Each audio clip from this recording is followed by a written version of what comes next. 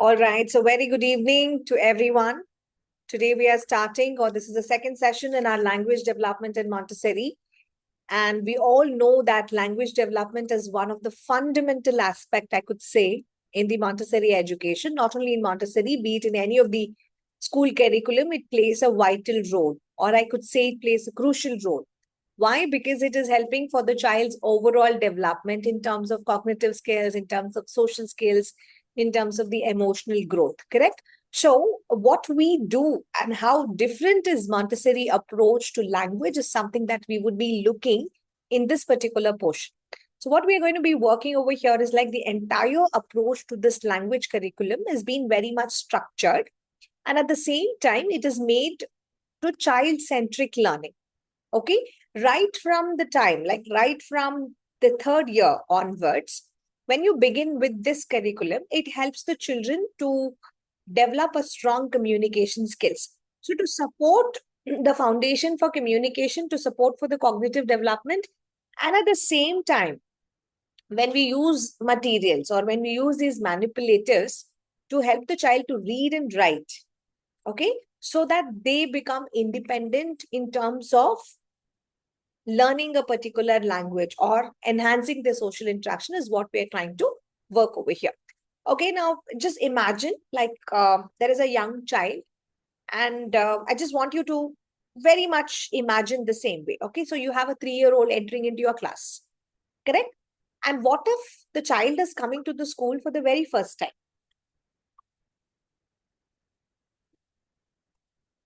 What if the child enters into your class? Say it's a Montessori class. If they're entering for the very first time, what is that they would be able to see? We could have children with different kinds of emotions, right? Some might be hesitant to even walk. Some might be eager. Some might be exploring to pick certain materials from there. Correct? So what happens there is like children are unable to express. You're able to get me? They don't know what they want. Some children are not even able to speak. If the child was unable to find words to express what she or he wanted, that is when your language development starts in a preschool. So what you can overdo over that particular time is like you have to create an environment which is language rich. Now say suppose in case if the child wants to pick up toys and it was a toy shelf. Right from there, the teacher, if she says, oh, you want to pick a toy and you start making a sentence, that will confidently communicate child and the child might nod, right? Now this is the transformation whatever that we want to see in a Montessori classroom. Okay, so that means preparation is very, very important. What is our first goal? The child will have to express. They have to express what they want. It is not about learning letters. It's not about learning words. It's not about learning sentences. It's not about writing. The child will have to speak. That is the first thing. When the child will have to speak, as teachers, what you should do, you have to give them the opportunity also to speak, right? Ask them their viewpoints. What do you think, children? How is it going to help you? What if this happens? What if that happens? When you start asking questions to each one of them, the child will start to think. They would start to express themselves. They would start to interact with you in the classes. And this is what Dr. Montessori also believed, that any language, most of them, they come to our training session thinking that in case if I join the training, my English would become better. No, not only English, any language, it is difficult for you to learn. Language is something which is a natural process. Correct? You will be able to get that language only when you start to converse. Only once you start learning the meanings of that particular word.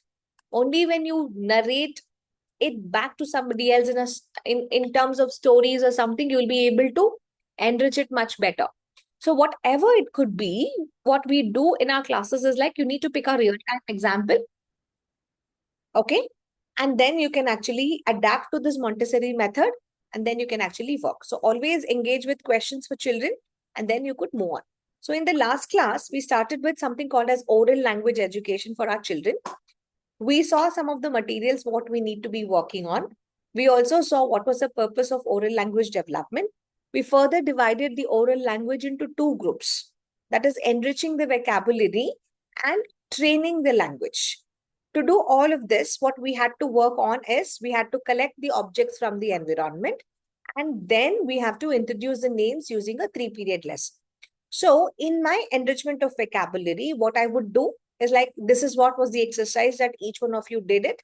You collected the objects from your environment, and then you started introducing the names of it. So what was our first exercise? We enriched the vocabulary by picking the objects from the environment. The second thing, what we would do over here is like, when you give those objects to the child to hold and see, the child is actually learning through senses, right? They are able to touch it, they're able to feel it. So they experience the material. Each time that the teacher cannot bring and give this kind of an experiential learning to the children, that's when you bring the picture cards to your classes. And these picture cards are classified. So that's the reason we call these as classified cards. You are going to introduce each of these using a label which is attached to it or a label which is detached to it. So in Montessori, you would always follow a 3-period lesson. Along with that, you would do a 3-part lesson. What is 3-part learning? You will have a card, you will have a label, you will have a definition. If you want to teach a little bit more in terms of geographical, geometrical, biological, or in terms of scientific, if you want to teach the deeper knowledge on each of those particular picture cards, we use something called as nomenclature cards. Any part that you want to introduce will be highlighted in red color. Again, you're going to be using a 3-part card where each of the part you have to define the definition as well.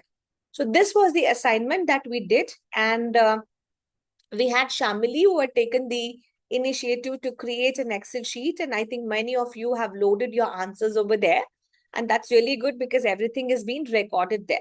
So if you have not done it, you could check on that particular link, and if you have any more nomenclature card topics to actually work on, you can implement it. So this was our first kind of a skill that we had to be working on, and we stopped our lessons over here, correct? So today we will move to the next exercise. Not only collecting pictures, not only collecting objects, not only experiencing these objects is going to help me to work on my vocabulary, but at the same time, when I start to speak and communicate with my fellow members through my social communications, through my social relations is also, I would be able to learn a lot of things. Now suppose, I was just talking to Smriti. She so happened that she had visited this Kumbh Mela and she had come back. I was just asking her experience, like, how was it? Because you experienced it all by yourself. So Smriti was telling you it was like people used to say it was with so much of rush and other thing and people were pleading not to come. She said, ma'am, it was very much required that, it was so much of a rush and it is very difficult that I don't know how I survived and I came back out of that Mela, right? So you can imagine like what was her experience and what she felt through. And she said like we were just standing for hours together, like almost a day they were just standing without even a little movement also. So how much it is stressful, how much of a physical pain, a mental pain that they would actually undergo. Now, when you start experiencing these communications, when you start to talk to people, that is also one way of your learning. So you are still learning from her about her experience. So this is related to our social relational conversations, which is also essential for me to work on my vocabulary development. So what the teacher does over here is like, she can begin with simple lessons on grace and courtesy, like how to say thanks or how to say please or how to work on interruption, how to say excuse me. She can refer to practical book again. Whatever we did it in our previous classes, you can refer to that and slowly start to demonstrate with this. Not only this, but you would still continue with your other conversations in your classes. Now, say Lena comes and tells me there is a museum which is put up in my location. Lena can go to her class. She can share that. Children, there is a museum which has actually been, set up over there. Why don't you go and visit? She can give more information. The ticket costs like 200 rupees.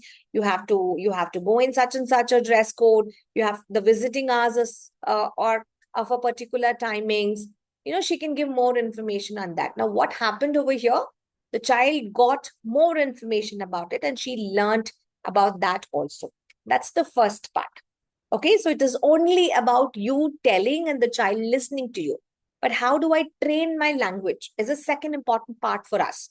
So the second part in our oral language is how can I train the language?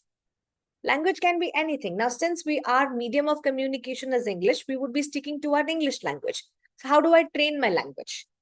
I have to tell a lot of stories to children. Correct? So why do we tell stories? What are the advantages of telling stories to children? No. What are the advantages of storytelling? Their vocabulary increases and Vocabulary also their increases. imagination. Very good. Emotional. Thinking power, ma'am. Emotions, definitely yes.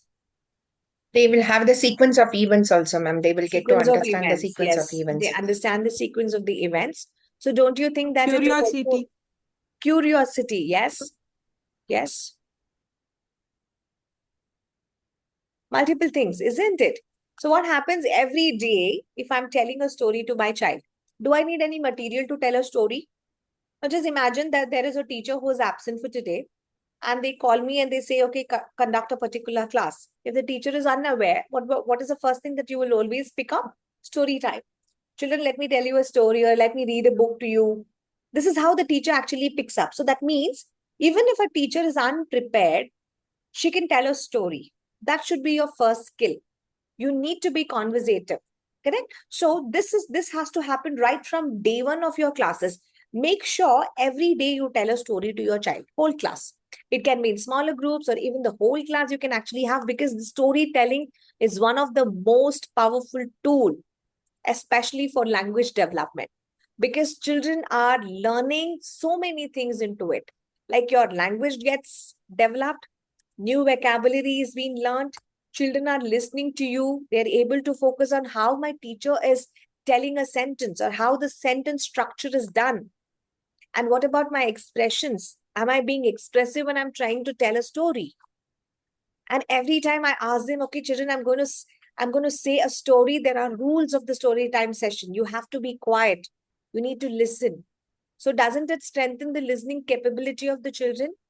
And after the teacher completes storytelling, she might ask questions. What happened? How did it happen? Who was that? So comprehension skills. You're trying to strengthen the comprehension skills also of the child. Now, is the child speaking to you back? Yes. Verbally, the child is expressing back. And now, what if the child goes back home and narrates the same story? The child is also being encouraged to have a storytelling ability. So, this is one advantage wherein we enhance the language. Now, what about my imagination and creativity? They're able to visualize. So, it is the beauty of a storyteller. Even you need to make sure that you narrate a story with so much of love and joy that the child is now able to visualize your concepts. Okay, now make sure you will not be telling any fantasy stories. It has to be age appropriate. This is something which is very important. You can't say, children, there's a Disneyland. This is how it is. What if the child does not know what does that mean? So maybe you can talk about something which is very real. Like, there was a park and there was a slide and there was a swing, right? Now, this is going to help the child to visualize the concept of whatever you're trying to say. So as somebody was also telling me, the sequencing of the story. So don't you think it is strengthening the cognitive ability of the child? Correct? They are able to improvise their memory. They're able to recall the ability of what was the story all about.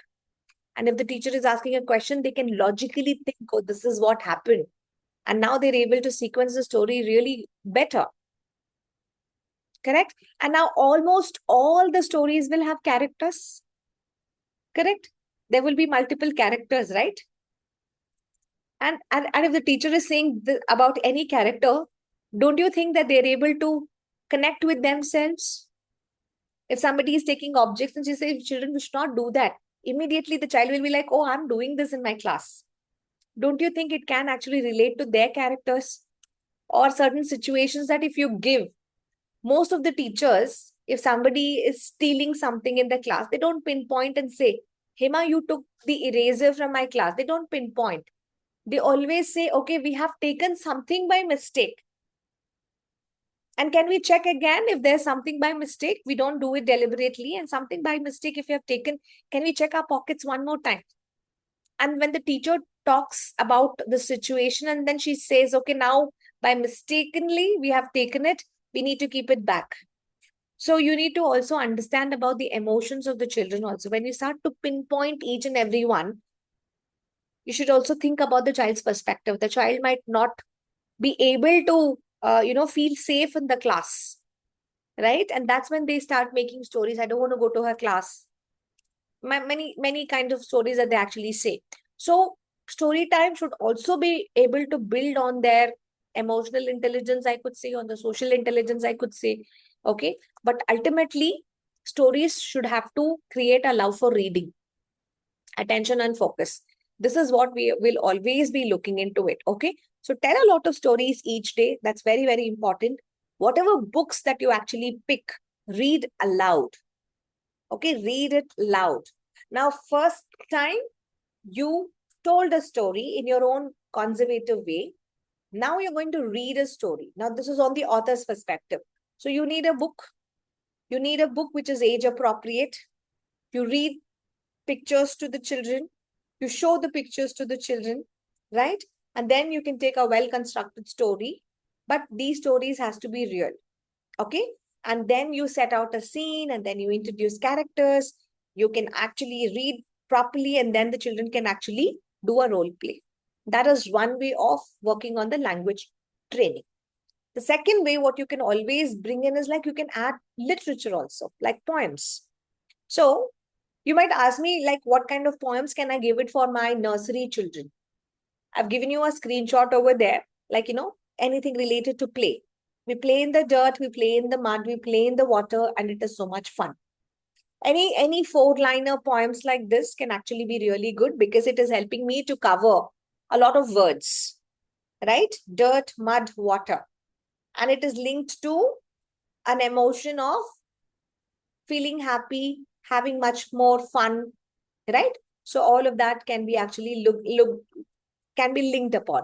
So every day, if I'm reading a poem like this to my child, the entire idea for me is like I'm bringing poetry into my class. I'm introducing literature to my class, right? So every class should have a book of poems. Each day you take it. We call that day, it is a poem anthology book is what we actually call. So you can have a 30 to 40 poems being collected. You can spiral bind them. You take each page every day and you start to read out the poems. It necessarily need not be in curriculum, but you can actually start introducing this in your classes. Even the nursery rhymes, the jingles, everything can be a part of it. Now, some of the poems can be based upon your themes also. Like in case if you're working on the water theme, I like the ocean, I like the sea, I like the water splashing on me. If it is spring, we see leaves. And what could be the colors? We see orange, we see brown, we see leaves on the ground. We see yellow, we see red, we see leaves above our head. So you can actually sprinkle some leaves on the children. It's going to be fun. At the same time, the child is also learning, right? So we learned about colors. We learned about the parts, like where it is. And we're also learning about what is the organ which is actually helping us to see. And we say that, children, we are seeing so many colors and our eyes are helping us to see. And give this printable to your child and the child will have to memorize. So you can have a poetry competition in your class and children can sing the same poems, whatever that they have actually learned from your classes itself. And that's going to enrich their vocabulary through poetry. Now, what if I'm learning on my theme on my family? Write your own words. And the child is also learning on the sight word I. You're teaching them I is a word. Okay. Your vowels can also be your words, right? I, it can be a word. A can be a word, right? So you're teaching them a sight word I. I love my mother. I love my father. I love my sister. I love my brother. I love them all. I love my sister. She is small. I love my family best of all. So many rhyming words I can actually find it. Okay. And the most important one, my favorite, the name.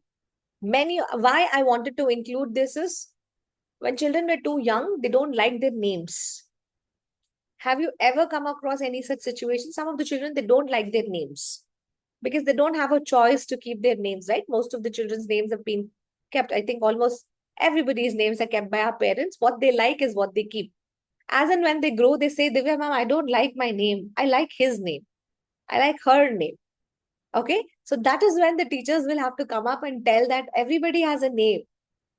And everybody's names are so special, just like you. You can write a poem on that and you can share it with them. Okay. And you can always reassure to children that none of the names are wrong. And every name is so special. Some children don't like the names which are too long because writing the spelling is so difficult for them, especially when they are in M3. I have many children from AP. If you see, most of them from AP, they have the first name, middle name, surname. It's a very long names that they actually have it. And children don't like just because they don't want to learn the full names.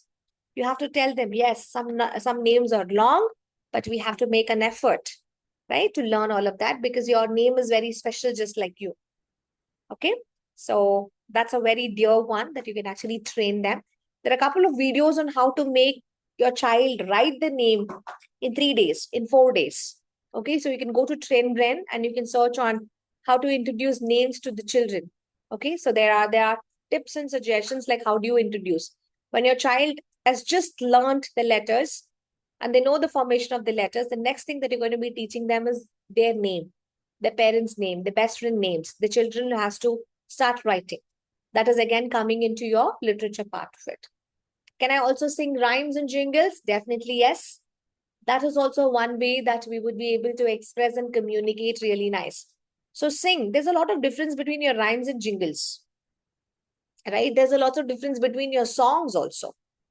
So whenever you have this poem recitals, recitation competitions or recitals for the children, you actually can choose literature songs. Okay. And these songs can be taught as poems. And then if you add some music, it's going to be very much soothing. If your children are not able to do that, you can actually give them smaller portion of it, like nursery rhymes or jingles you can actually give them. And they should be able to sing across. So I've given you some of the examples over here. Okay, a spring song.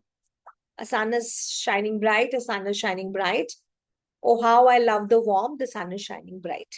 Right from the younger ages, please encourage your children to sing poems.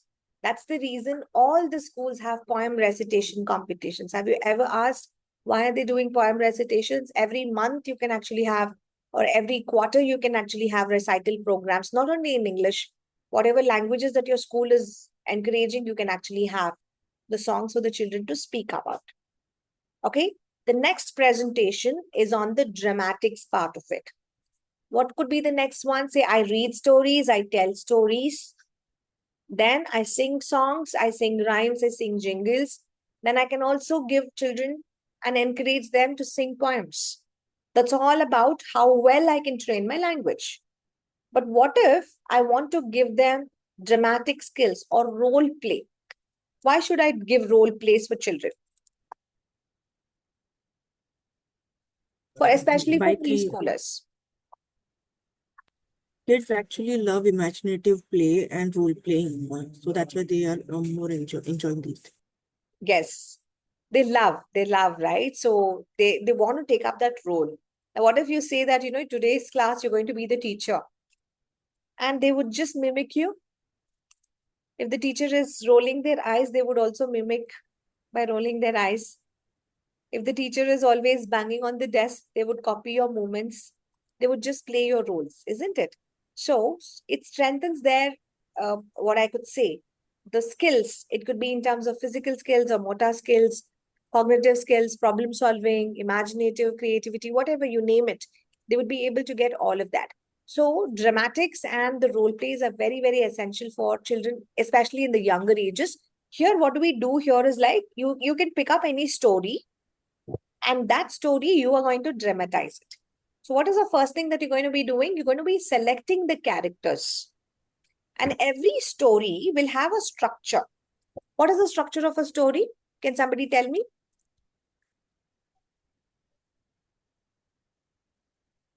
There'll be an opening. Yeah. Correct? So the opening is always like the setting of the scene. So how does the story always start? Once upon a time or on the bright sunny day. Most of the stories do start like that. So what I could say. So if at all, if I'm dividing the structure of a story, especially, I'm going to be breaking it down. I will have the beginning of the story, which is basically an introduction or setting of the scene. So sometimes in the beginning, I can also introduce the main character in that part of it. So I would also describe a setting. Where is that story happening? When is the story going to take place? Don't you think the first paragraph or the second paragraph of the story is establishing the mood and the tone of the story? Yes or no? Yes, yes. Yes, it Yes, does happen, right? And, Yes. and sometimes what happens, it progresses down to the middle. Now, always in the middle of the story, there is always a conflict or there is a problem. Something is wrong there in the middle. Correct? Or there is challenge or there's an adventure. So what happens? Yes. The main character or the characters of the stories will take up this conflict, or they will know how to solve this problem, or they go on that adventure. Whatever obstacles that they are having, they overcome that. Correct? So what happens here in between of the story, everybody is very much towards building the interest on that story. So when you come towards the, whatever I could say, towards the end of the program or the story, that's when the story gets much more exciting. Okay. So the problem will be encountered and you will start to solve that particular problem. And there is something called as the conclusion of the story. So when the problem is solved, the story can either have a satisfying end or it could be an unsatisfying end. Correct? So what does the character of that particular story would learn? You would learn a lesson from it, or you would learn an experience from it. Would audience take away some message? Definitely yes. So, especially in your language, in your drama, whenever they ask you to write in your exam, what they would always ask a question isn't like, you have to write a story first here. Okay. Now, this story should have all these 4 points. Okay. Let's take one example of any story. Can you tell me a story name? Little Lion Red Riding Riding Hood. Okay, Little Red Riding Hen. Okay. So if I'm taking this story,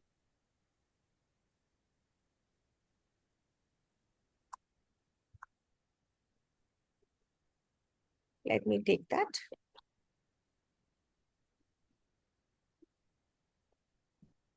Okay. I'm going to stop this recording.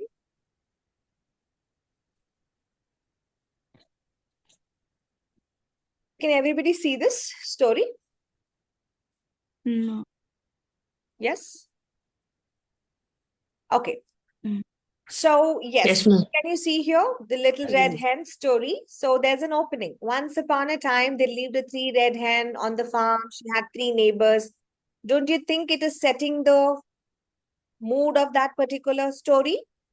And also the characters of the story has been introduced. So, who are the characters here? Little A little red hen. Red Hen and Okay. 3 neighbors. Lazy Three rat. neighbors. Okay. The lazy rat. Sleepy Cat. Yes or Sleepy no? cat. The Big cat sleepy and a cat noisy cat. and goose. a noisy goose. Noisy goose. So these are the characters. So I need to have a little red hen, her 3 neighbors, a lazy rat, a sleepy cat, and a noisy goose. So in the first part of the story, when you're writing, you can actually explain that any story narration will be divided into 4 main parts. The opening, which will have the mood of that particular story. Along with that, it would also introduce the characteristics of, the characters of that story. So what did she ask? Can you help me plant the seeds? Not I said, not said the cat, rat, goose simultaneously. When they say no, don't you think that there is a situation there? So the middle of the story is like somebody said no now. Who's panicking? The red hen is like, nobody is helping me to do what I have to do. Should I plant all by myself? So there's a problem there.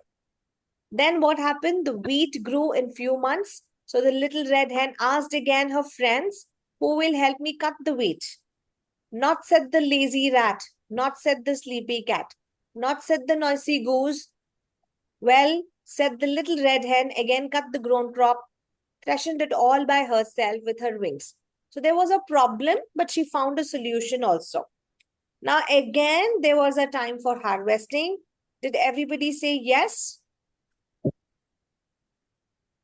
No, they said, no, I can't do it. So what happened? Again, she grounded it into flour all by herself. But what happened towards the end? She was exhausted, but at the same time, she was hardworking. Nobody helped her. But finally, she baked the deliciously smelled bread. The little red hen asked her friends for the last time, who will help me eat the bread? This time, the cat, rat, and goose all replied, I will. This surprised the little red hen and said, you refused to help me with any of the work before. You're all lazy, so now none of you will get the bread. So there was a solution to it, that the hen actually worked by themselves, and there's a takeaway also. So whenever you get this particular question, before you get into dramatics, because you're going to be demonstrating it, right? So you have to write a story for this. With all the situations, you can write a nice story, and you can tell when you're demonstrating, when you're telling for your examiner, you can say, this is the beginning of the section, this is the middle section, and this is the climax, this is the end, this is how the conflict was resolved, this is how the problem was solved. Okay, so all of that is what you can actually explain it to students. Got it? And now what would you do? You would give for the role play for children. Now the children will definitely get the roles, they would get their lines of what they said. So you would have a lot of characters. Okay, the goose, then who else was there? Cat, Yeah, then rat, the rat, Cat. the cat. hen, You will make your children to be those characters, and you can give them their lines, and they will have to speak up. So that's your role play that you will have to be working on it. So here, make sure that children should not memorize their lines. They can start to speak in their own language. Okay, so this is something that we need to help them. We need to encourage them. So you're just acting and being into that particular character.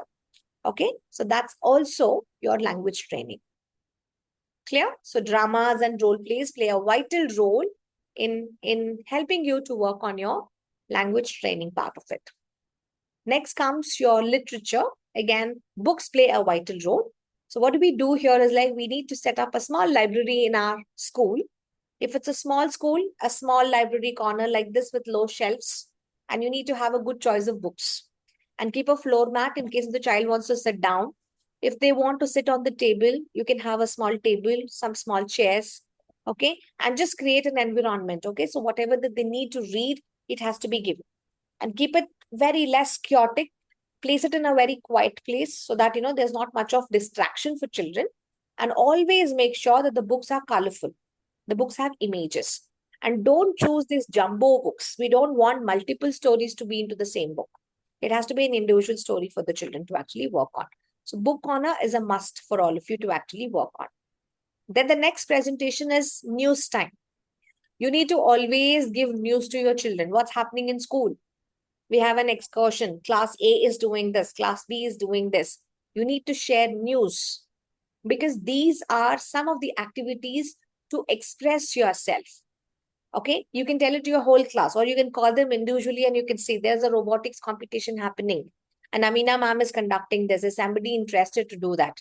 Sangeeta ma'am is, having a yoga session after the school. If at all, if you want to practice that, you can actually do that. Or Gayatri is really good in painting and other things. So why don't you learn a tip from her? And you can also put visual posters on your bulletin boards, in your hallways, on your corridors. Okay, so children will also be able to get the news what is actually happening in your school. So this is very, very essential and we do not have to post it. This is what I was saying about the upcoming events. So you need to make as charts and the children should know what is today, what was yesterday and what is tomorrow. Okay, so your entire board can have 2 sections. What did we do last month? What are we doing this month? Or what are we doing the next month? So children should be able to differentiate between the past, present, and the future. Okay. So this is again an event chart which goes on the timeline, and you should be able to give the differences for your children. At last, I would not forget the 9th activities on the conversations. And just like however you had it on your event boards, come back to the class, ask children what did they notice, what was there. So this daily conversations with their teachers or with their parents is going to help them. So every day we always ask, no, how are you feeling today? How was your day today? Right? Teachers and parents do ask these questions like, when you are around, how is the child feeling in your class? Are they scared or are they feeling safe? Ask these questions. Tomorrow, go to your school and ask them, children, if I'm there with you, how are you feeling? You're feeling happy, you're feeling sad, you're feeling scared. What is that feeling? If some children say scared, then I think you should change your attitude. Okay, you need to change yourself. Why is the child feeling so scared about you? Maybe it's your voice. You need to mellow it down a little. So children should feel free to talk to you. And this is what we expect in a Montessori classroom, because in the real world, people should feel free to communicate. And whatever the daily conversations are there, they should be able to communicate. Okay, so it is not only on that, you can even converse a little bit more. You notice any child getting peanut butter for their lunch, you can ask more questions. Do you know what's peanut butter made from? Okay, it's from peanuts. Do you know where the nuts come from? Who grows these nuts? How do the nuts grow? And how did a nut become a peanut butter? When you start posting those questions to the child, don't you think that the child is now able to think a lot on these? Every day, pick one from the lunch box. And this becomes like a questioning game to all of you. And notice that. And you can always say, children, not everybody is okay with peanut butter. Some are allergic to peanuts. You need to also be cautious about what the children are sharing and what they are bringing also. Okay. So again, in the question game, I would want you all to include actions as much as possible. Okay. Action words can be introduced. Like, puppy, can you please skip? And the child skips. Gayatri, can you please hop? She hops. Then Nisha, can you please, what I could say, clap? And Nisha can clap. So try to include action words or verbs in your classes. As much as possible, try to use adjectives in your classes, in your daily conversation. Can you go stand next to the blue table? Can you bring something of the color pink? Can you pick the yellow jug? Try to give them these. Okay, so your movement lessons, when you're trying to talk, it should also include adjectives for your classes.